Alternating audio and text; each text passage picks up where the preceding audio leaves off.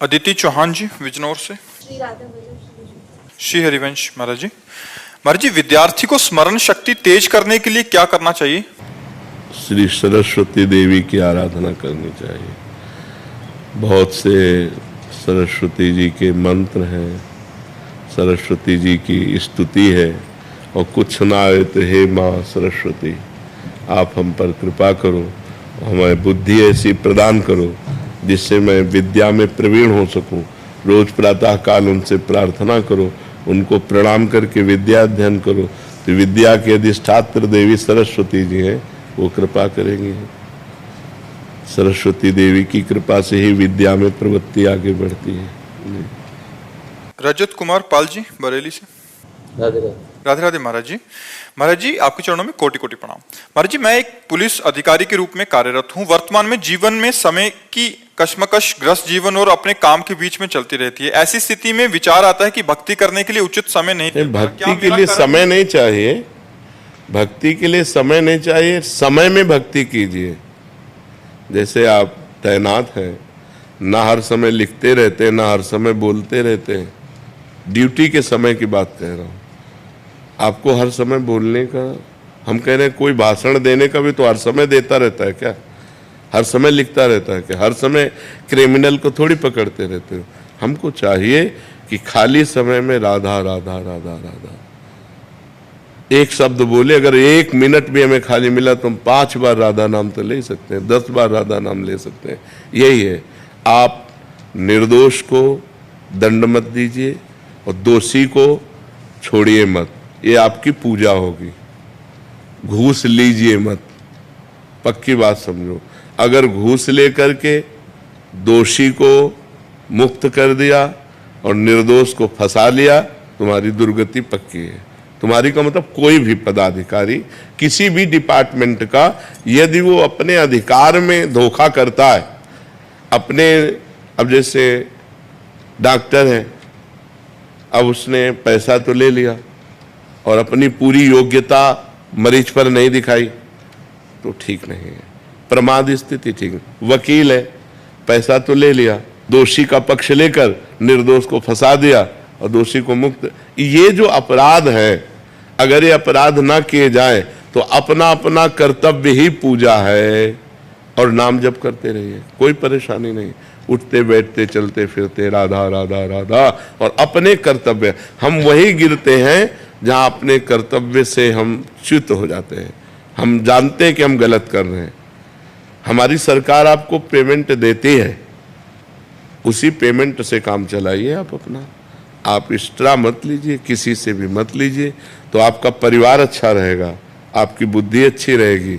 हाँ, हो सकता है कि आपको कई समस्याएं झेलनी पड़े, क्योंकि आज का समय धर्म से चलना नहीं जानता है, तो आपके अधिकारी जन या आपके बड़े जन आपको, पर आप अच्छे रहेंगे, आप आनंदित रहेंगे, आप प्रसन्न रहेंगे। एक यहाँ यहीं बैठ कर के अधिकारी ने कहा था, आज से मैं नियम लेता हूँ चाहे सस्पेंड कर दिया जाऊँ, ना अधिकारी की गलत बात मानूंगी, ना जीवन में कभी गलत करूँगा। तो हम कहा तैयार रहना, सस्पेंड कर दिए जाओगे। तो उसने कहा तैयार हो, हमारे घर में व्यवस्था है, हम वो घर का जीवन जी लेंगे, लेकिन ऐसी नौकरी में गलती नहीं करेंगे जो भगवान के विरुद्ध होगा। तो बात सही है, यदि आप सही चलने की कोशिश करोगे तो हो सकता है आपके विरोधी खड़े हो जाएं, पर भगवान आपका सहयोग करेंगे। भक्ति का स्वरूप है अपने कर्तव्य कर्म को ठीक से करते हुए नाम जप करना। वो चाहे किसानी हो, चाहे व्यापार हो, चाहे कोई पद हो या कोई भी हो, वो अपना कर्तव्य कर्म ठीक से करे और नाम जप करे। तो अलग से अगरबत्ती ना भी लगाए तो उसकी पूजा हो रही। अब अगरबत्ती ढेर सारी लगा दी और बेईमानी करके ला रहे हो, तो ठाकुर जी को अगरबत्ती से थोड़ी प्रसन्न हो जाएंगे, ठाकुर जी घी दूध से थोड़ी प्रसन्न हो जाएंगे। ठाकुर जी तो सच्चे आचरण से प्रसन्न होते हैं, तुम्हारे अच्छे आचरण है। अब एक आदमी निर्दोष है, उसको बहुत पीटा गया और दंड दिया गया और सजा दे दी गई। अब वो जो रो रहा है, उसके आंसू तुम्हें भारी पड़ेंगे। उसके आंसू जो है वो तुम्हारे परिवार वालों को, तुम्हारे को, वो ऐसे फंसाएंगे, ऐसे क्लेश देंगे कि जीवन भर रोना पड़ेगा। इसलिए दुखिया को न सताइए, दुखिया देगा रोए, और जब दुखिया के मुखिया सुने तब तेरी गति का हो। इसलिए बहुत धर्म से चले। लेकिन आजकल जब रुपया की गड्डी देखता है ना आदमी सामने, तो धर्म फिर नहीं दिखाई देता, फिर ये रुपया दिखाई देता। और ये नहीं कि ये जहर जा रहा है, ये हमारे पूरे परिवार को जहर दूषित कर देगा। बहुत सावधानी से जिए। जो अपना कर्तव्य कर्म है उसी को भक्ति मान कर कीजिए और नाम जप कीजिए। क्यों, इसमें कोई परेशानी है? बस अपने कर्तव्य का पालन कीजिए। मुस्कान जी वृंदावन से। श्री हरिवंश महाराज जी, आप हमेशा ग्रस्तों को ये प्राथमिकता देने को कहते हैं कि हम अपने कार्य को करते हुए श्री जी को अर्पण करें। महाराज जी, मुझे नौकरी के सिलसिले में कुछ दिन गुड़गांव जाना पड़ता है। वहां की रहन सहन, बातचीत और कार्यशैली में माया का बहुत प्रबल प्रभाव है। ऐसे माहौल में ऐसा अनुभव होता है कि आपकी कृपा से जो थोड़ा बहुत भजन पाया है वो धीरे धीरे खोने लगा है। आपकी वाणी, सत्संग, वृंदावन का प्रभाव कम होने लगता है। महाराज जी, ऐसी स्थिति में हम सावधान नहीं रहते, इसलिए। किसका प्रश्न है? हम सावधान नहीं रहते इसलिए ऐसा है। नहीं तो हमें तो लगता है कैसी भी परिस्थिति हो, यदि हम आंतरिक चिंतन में हैं तो हमें तुम फिल्म की टाकीज में भी बैठा लो, तुम अपने ही चिंतन में रहेंगे। हमारे चिंतन को फिल्म की टाकीज नहीं बदल सकती, समाज नहीं बदल सकता। हमारा जो आंतरिक चिंतन चल रहा है उसको समाज कैसे बदल? हम प्रभावित हो जाते हैं, हम प्रभावित हो जाते हैं, तब हमारे ऊपर कोई प्रभाव पड़ता है। हम प्रभावित ना हो तो कोई प्रभाव नहीं पड़ेगा। तो यदि हम राधा अंदर से बोला, फिर आपसे बातचीत की, भले संसारिक बातचीत की, और फिर अंत में बोला राधा और पूरा समर्पित कर दिया, वो भजन ही माना जाएगा।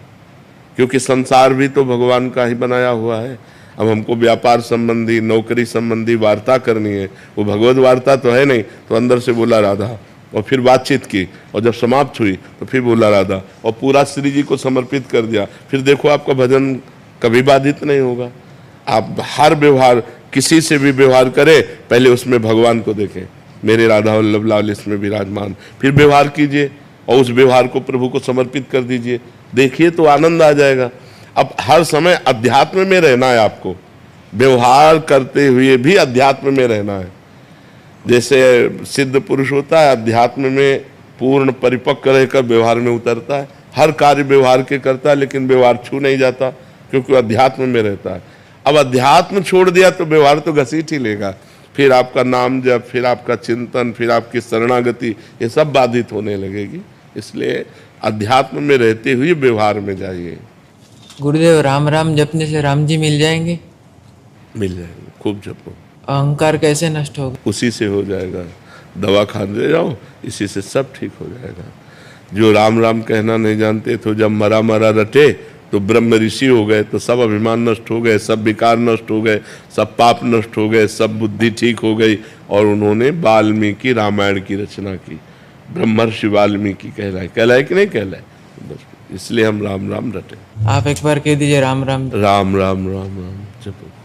प्रकाश शिंदे जी महाराष्ट्र से। रामकृष्ण हरि। महाराज जी, जय जय रामकृष्ण हरि। महाराज जी, दंडवत प्रणाम।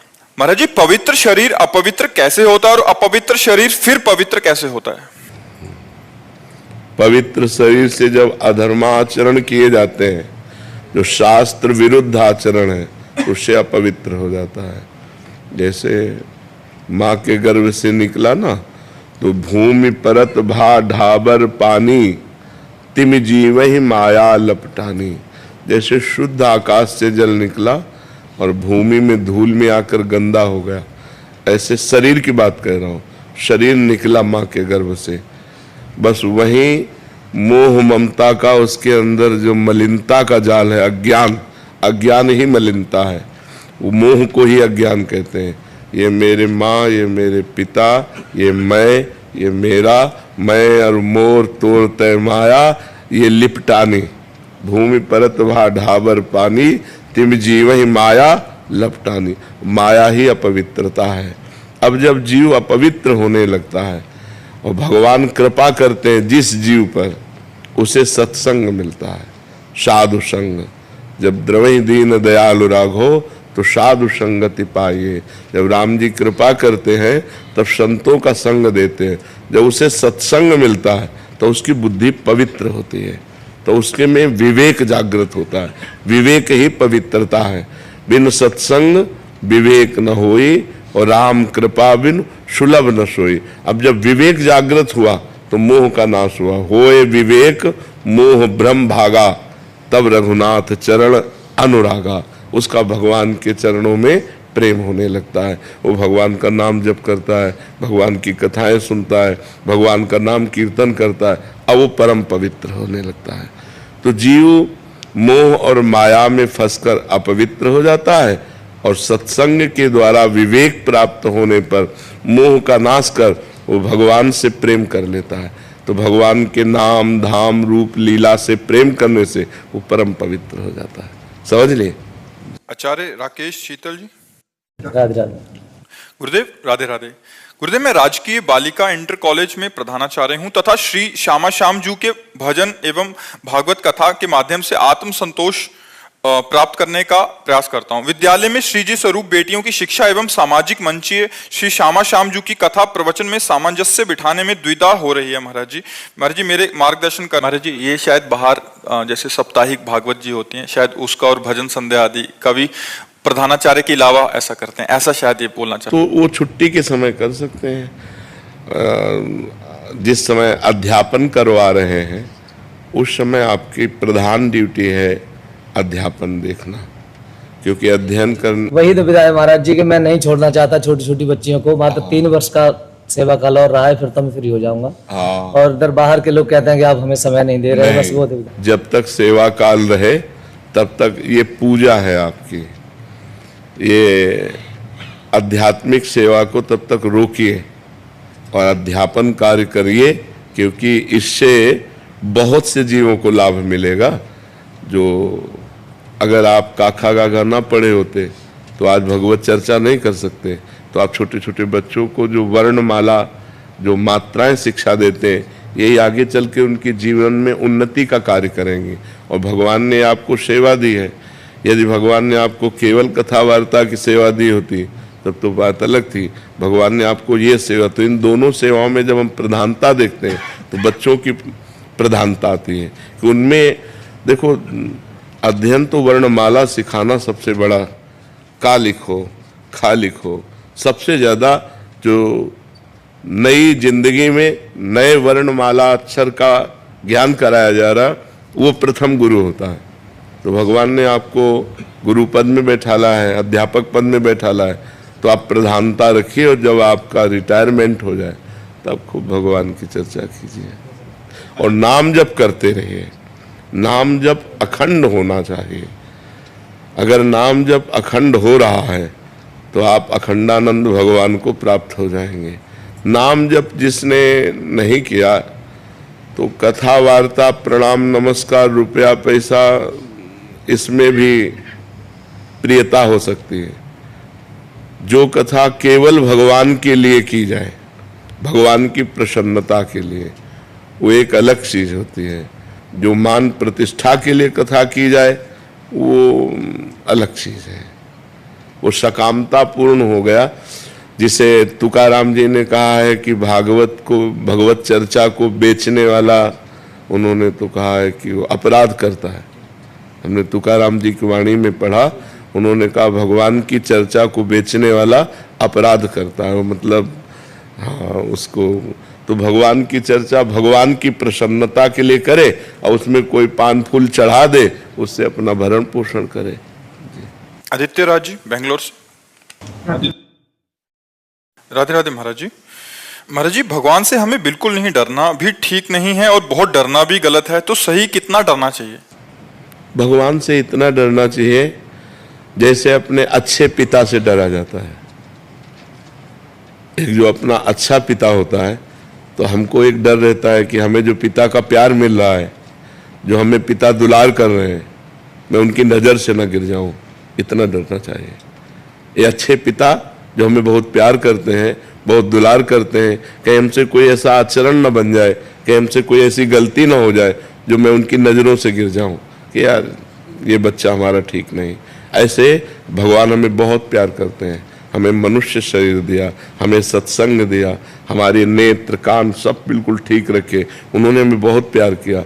अब हमारे द्वारा कोई ऐसा गंदा आचरण न बन जाए जो मैं अपने भगवान से नज़र न मिला पाऊँ, जो मैं उनकी नज़रों से गिर जाऊं, ये डरना चाहिए। समझ रहे हो?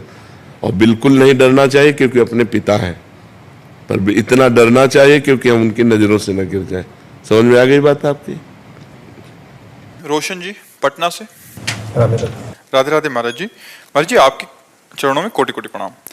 महाराज जी आपकी कृपा से निरंतर नाम जप करने का प्रयास कर रहा हूँ। महाराज जी संसारिक कार्य करते समय आपकी दया से नाम जप तो करता हूँ, परंतु उसका चिंतन एवं उसे लिख कर नहीं कर पाता। उस संसारिक चिंतन ही चलता रहता उस समय। कोई बात नहीं, इससे कोई फर्क नहीं पड़ने वाला।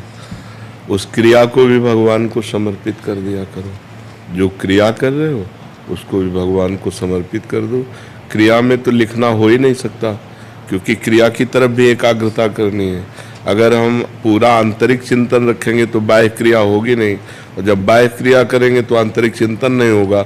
अगर उस समय नाम चला पा रहे हो तो बहुत बड़ी बात है। क्रिया करते हुए केवल नाम चल रहा है, ये बहुत बड़ी बात है, और ये आगे चलकर आपको बहुत सुख प्रदान करेगी, बहुत बल प्रदान करेगी। और क्रिया को भगवान को समर्पित कर दो।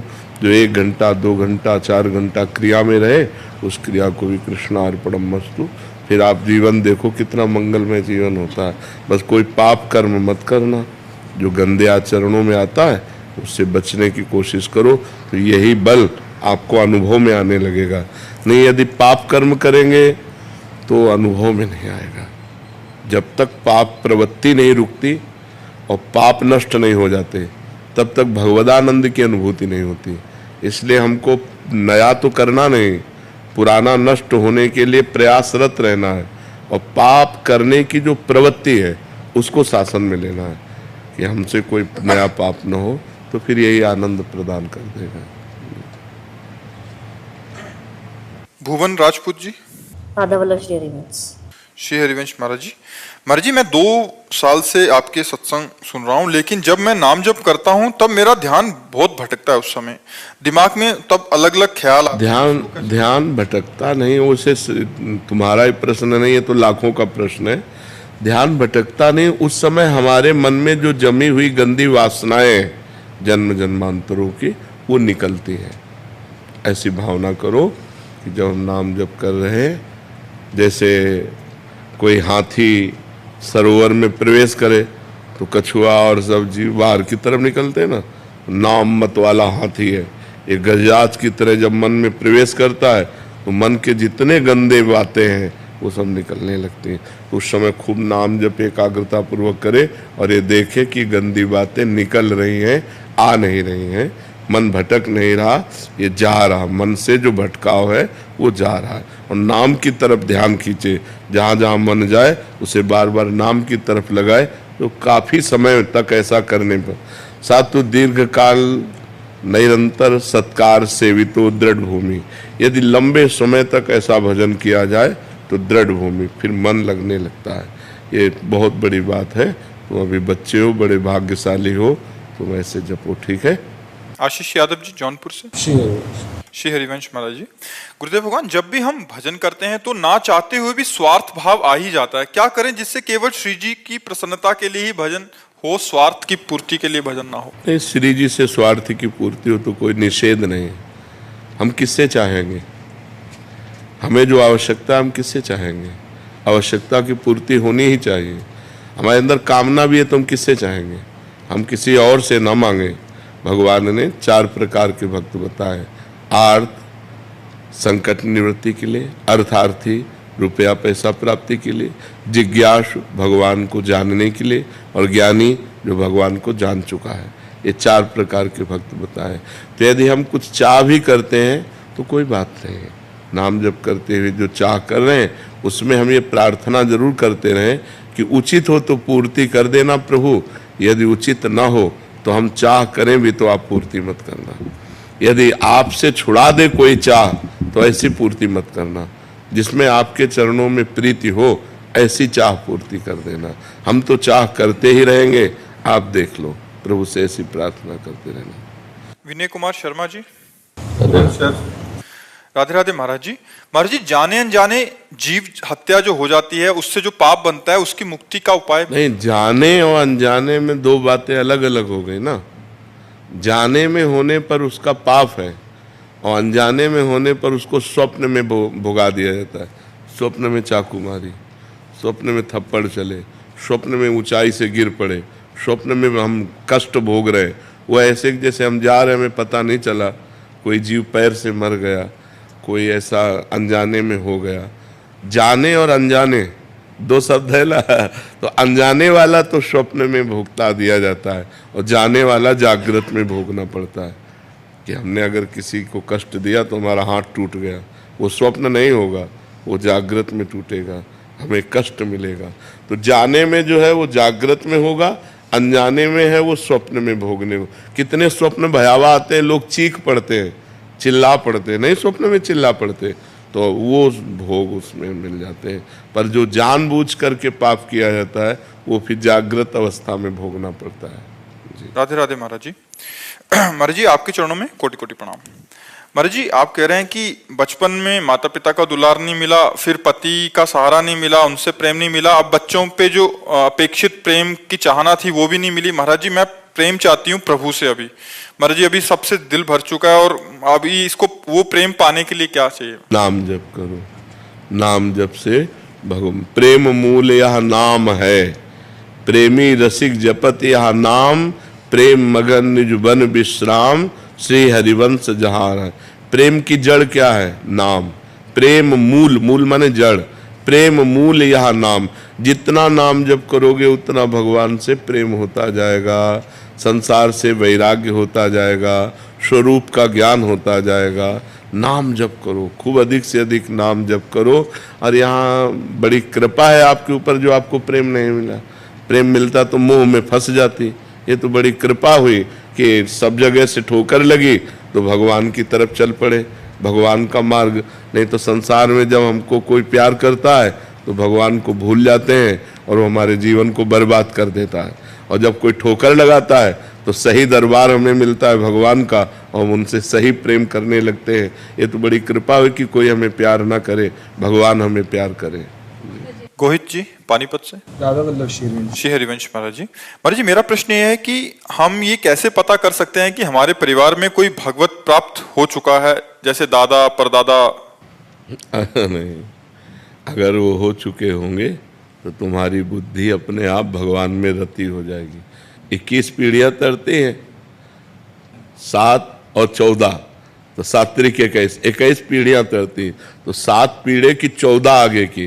तो अगर बाबा दादा भगवत प्राप्त हुए हैं तो तुम्हारी बुद्धि सीधे भगवान में लगेगी, भगवान की सिवा हटेगी ही नहीं।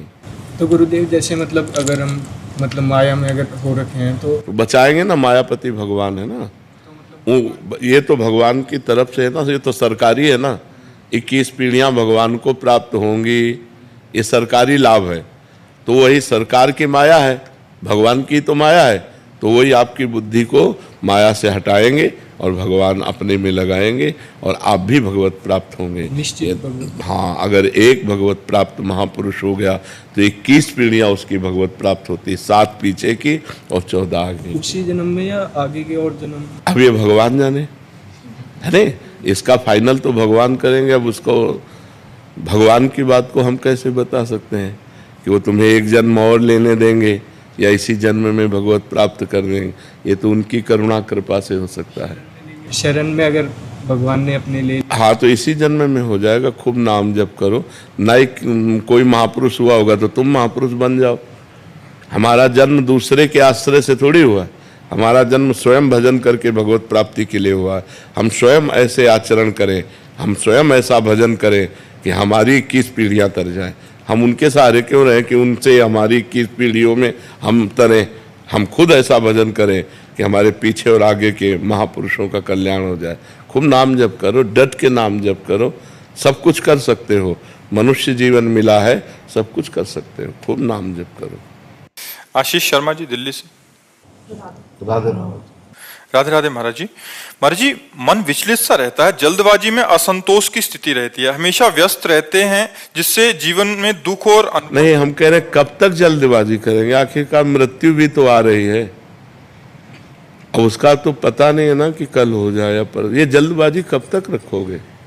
कभी तो विश्राम कीजिए, कभी तो धैर्य कीजिए, कभी तो अपने अंतिम परिणाम की तरफ झांक कर देखिए कि आप जब यहाँ से जाएंगे तो आप क्या लेके जाएंगे, वो चीज़ तो कमा रहे हैं कि नहीं कमा रहे हैं जो लेके जाना है। इस देश की कोई भी चीज़ नहीं जाने वाली, शरीर सहित सब कुछ यही छूट जाएगा। उसके लिए जल्दबाजी है और मृत्यु आ रही है, वो तुम्हारी एक एक सेकंड गिन रही है। जिस समय आखिरी सेकंड होगा, वो चाहे जवान हो, चाहे बूढ़े हो, चाहे बालक हो, चाहे गर्भ में हो, चाहे गर्भ के बाहर हो, वो मार देगी। अब जब यहाँ से हम जाएंगे तो हमारे पास क्या है? यदि नाम जप किया है तो हमारे पास है, या पाप कर्म किया है, पुण्य कर्म किया है, वो हमारे पास है। तो ज़्यादा क्या हमने किया, ये मरने के पहले गणित लगा लो। अगर पाप किए हैं तो उस गठरी में आग लगाओ, नाम जप करके, तीर्थयाटन करके, दूसरों को सुख पहुंचा करके। जल्दबाजी ज़्यादा ठीक नहीं है। कब तक करते रहोगे? पूरा जीवन हो गया। कभी विश्राम भी तो सोचिए, कब विश्राम मिलेगा? ये हो जाए, फिर ये हो जाए, फिर ये हो जाए, फिर ये हो, ये क्रम बना ही रहेगा। आज तक किसी का ऐसा नहीं हुआ कि अब मैं ये करना है, ये करना है, ये करना है, यही भ्रम बना रहता है। लेकिन मुझे भगवत प्राप्ति करनी है, मुझे भगवान से मिलना है, मुझे अब इस जन्म में ऐसा भजन करना है कि अगला जन्म ना हो। इसके विषय में कौन सोचता है? अगर यही सब करते रहे, शरीर छूट गया तो फिर पता नहीं कौन सी योनि प्राप्त हो। सुअर, कुत्ता, गधा, ऊंट, कितनी योनियां हैं। फिर हम जल्दबाजी में कुछ नहीं कर पाएंगे। तो हमें विवेक चाहिए, हम नाम जप करें, भगवान का चिंतन करते हुए कार्य करें और बहुत धैर्यपूर्वक कार्य करें। जल्दबाजी में कभी भी हमारा शरीर छूट सकता है, हमारे हाथ क्या लगेगा। इसलिए सावधान रहिए। पवित्र भोजन, पवित्र विचार, पवित्र आचरण और नाम जप, तो आपका जीवन अच्छा रहेगा, फिर मन शांत रहेगा, फिर प्रसन्न रहेगा। कितनी जल्दबाजी, क्या क्या, एक कार्य हो तो एक कार्य, एक पूरा करोगे 5 खड़े हो जाएंगे काम, 5 पूरा करोगे 50 व्यवस्थाएं लग जाएंगी। ये माया है, ये कभी चैन से किसी को नहीं रहने देती। वही चैन से रह पाया जो भगवान का आश्रय ले लिया और भगवान का भजन किया। नहीं, सब परेशान है, सब परेशान है, सबकी खोपड़ी परेशान है। जो भजन नहीं करते सब परेशान है। आप देख लीजिए, कोई एक व्यक्ति बताए मैं संतुष्ट हूं अपने जीवन से, मैं संतोष को प्राप्त हो रहा हूं, वो वही कह सकता है। के लिए वीडियो के अंत तक जरूर बने रहिए, वीडियो को पूरा जरूर सुनिए। और अगर जो कोई भी भक्त गुरुजी के लिए कोई यथाशक्ति दान पूर्वक देना चाहता है तो वह इस कोड पे जाके, इस QR कोड पे जाएं और अपना दान कर सकते हैं, अपना सहयोग कर सकते हैं। और हम लोग मस्ती और आनंद, शराब, व्यभिचार, गंदे आचरणों में ले जाते हैं। नहीं, जितेंद्रियता, पवित्रता, भगवान का चिंतन, इसमें आनंद और मस्ती होती है। जहाँ मस्ती की बात आई तो शराब और गंदे आचरणों की तरफ लोग भाग जाते हैं कि मस्ती नहीं, उधर मस्ती नहीं, उधर तो पतन है, नाश है। मस्ती तो सच्चिदानंद भगवान की तरफ है। राधे राधे महाराज जी, आपके चरणों में कोटि कोटि प्रणाम। भगवान, आज से 1 वर्ष पूर्व जब यहाँ आया था तो आपने अपने अंदर के हैलोजन को प्रकाशित करने की बात कही थी। उसी में प्रयासरत हूँ, परंतु देहाभिमान नहीं गलित हो रहा महाराज जी, और मतलब काम वासना की वृत्तियां असहनीय हो रही हैं महाराज जी। खान पान गलत हो रहा है, भजन कम हो रहा है, कुसंग ज्यादा हो रहा है, इसीलिए ऐसा है। अगर हमारा भजन ठीक हो, सात्विक आहार हो, पवित्र जीवन हो, तो गंदी वासनाओं का संस्कार वसात स्फुरण होता है। असहनीय या परेशान हो जाने का मतलब है आप हस्त मैथुन या मोबाइल या गलत बच्चों का संग